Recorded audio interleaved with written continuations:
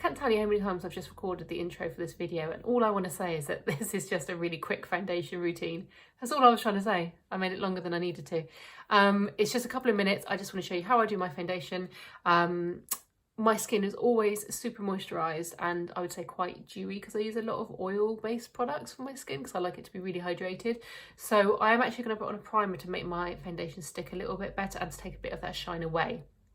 So I'm going to put on some of my Me Soothing Face Prep. This is a silicone-based velvety blurring primer. It is a bit like the MAC Antishine, where you pop it on and work it into your skin and it is completely see-through, completely clear, and it just takes away any shine, helps your foundation to stick and fills in any pores. So I'm just going to liberally buff that into my skin, and that is all I'm going to do for the primer. Absolutely brilliant product, very good for men as well if you don't want to use any makeup on them but you just want to get rid of that shine. Any kind of velvet silicone blurring face primers like this one are perfect. Also, I mean, this is basically a more cost-effective dupe of this one, the MAC Matte Cream, which is one of my favourites, and I don't even know whether you can get any more.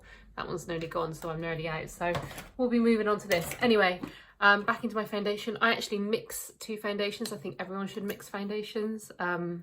My skin changes about whether I've got any tan on, because I fake tan. I never let my face go in the sun, so I don't actually tan on my face, but I do fake tan, and just, you know, the colour changes throughout the year. So I'm just going to pop a little droplet of both of these into, and then I'm just going to chuck it around onto the back of my hand, like so. One is paler, one is darker. I'm just going to mix those into the tone that I think is best for my skin onto the back of my hand before I apply on myself. Now, fun fact, obviously I can't mix on the back of my hand for jobs anymore, not that I am working at the moment, but we will be using metal trays. Metal is the best thing that does not attach too many germs to it, and it can be sanitized and changed between each product going onto it very easily with alcohol. So that's what we'll be using, but it definitely feels very strange not to mix on my hand because it's something I'm so used to doing. So anyway, I'm just using this big buffing brush. This, by the way, is a Real Techniques by Sam and Nick expert face brush. So whether I would assume that they invented this or developed this for foundation because it's such a stubby brush. You wouldn't use it for powder because it's such, the bristles are so short and tightly packed. By the way, I've been painting. I have washed my hands. It's oil paint, it won't come off. So that's what I'm using, just to buff that all over to my skin. I don't want a lot of coverage, but I am going to pop on a tiny bit more. I think of the darker shade. I'm looking a little bit paler than I would like to. I take mine, always take mine onto the lids because I find that really helps with any, to get away any veins or any broken capillaries that you can see on the eyelids because the eyelids are so thin. I don't really need to take it onto my neck because this is a really good colour for me, but I will anyway, just to make sure there's no joins. Also a bit of foundation on the lids and then a little bit of powder really helps to adhere your eyeshadow. I've got a mirror here as well, that's why I'm looking over this way. Okay, that's plenty of foundation for me. I don't want too much coverage, but I do want to try and cover up these under eyes a little bit. So I'm going to pop a little bit of my NARS Radiant Creamy Concealer underneath my eyes. That's quite liberal. I'm trying to rush actually. I shouldn't be rushing so much. I would normally pat that in with my finger, but because we're trying to be professional today, I'm going to use this another Sam and Nick. So just grab that. They are good. Real Techniques. What one is this? Deluxe Crease Brush. I would say maybe that's not fluffy enough for a crease, but I don't know. But maybe it is. Maybe it's to pack in the colour into the crease, and then you would want to blend it with a slightly softer blending brush.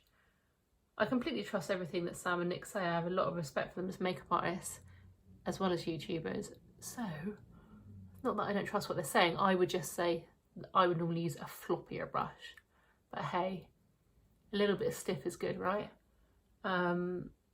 Right, so I'm going to buff that concealer in just down to the sockets of my eyes and up into the corners. Terrible light. I should have moved my curtains, sorry. That's why I keep moving around to try and get a little bit more light for you. And then just on any little blemishes, I'm going to use my Kiko Full Coverage Concealer. This is an oil-based concealer. And this is perfect if I really do want a little bit more stronger concealing around the face where the water base doesn't quite give enough payback.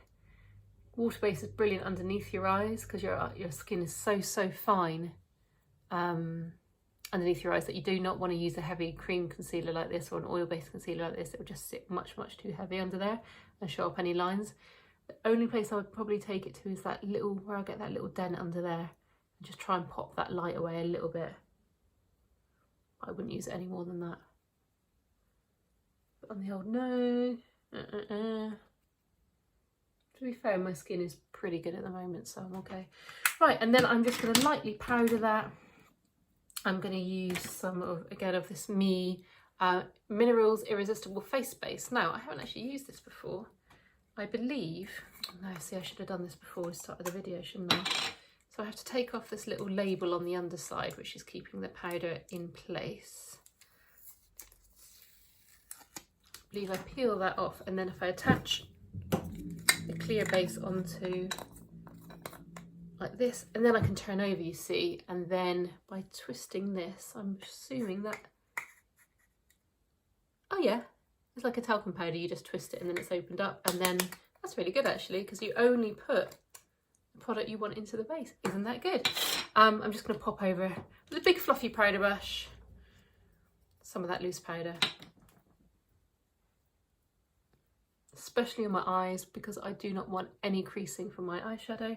I don't want my face to look too matte, but I do want my foundation to stay. Now, some people might want a bit more coverage than I've done, but that's fine for me. We're only going for coffee. The rest of me looks a mess anyway.